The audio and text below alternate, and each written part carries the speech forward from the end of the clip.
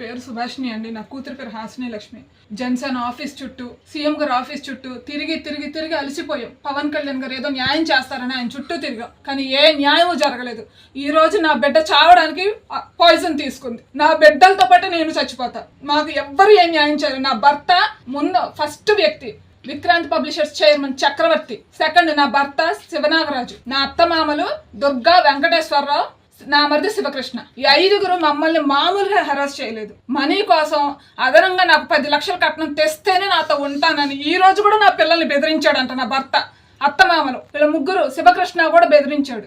అందుకే ఆ పిల్ల ఏం చెయ్యలేక వాళ్ళ నాన్న రాడే ఉన్న బాధతో ఆ పిల్ల చావాలనుకుంది. అలా నేను చూడకుండా ఆ పిల్ల ఆలోడి పాయిజన్ తీసేసుకుంది. ఈ రోజు ఇప్పుడు నేను అతని ఇంటి ముందుకెళ్ళి నేనే చేస్తా. అతని ఇంటి ముందుకెళ్ళి మరీ చచ్చిపోతున్నాం. మా చావుకి ఆ 5గురు కారణం. విక్రాంత్ పబ్లిషర్స్ చైర్మన్ చక్రవర్తి, శివనాగరాజు, దుర్గా వెంకటేశ్వరరావు, శివకృష్ణ. ఈ 5గురే.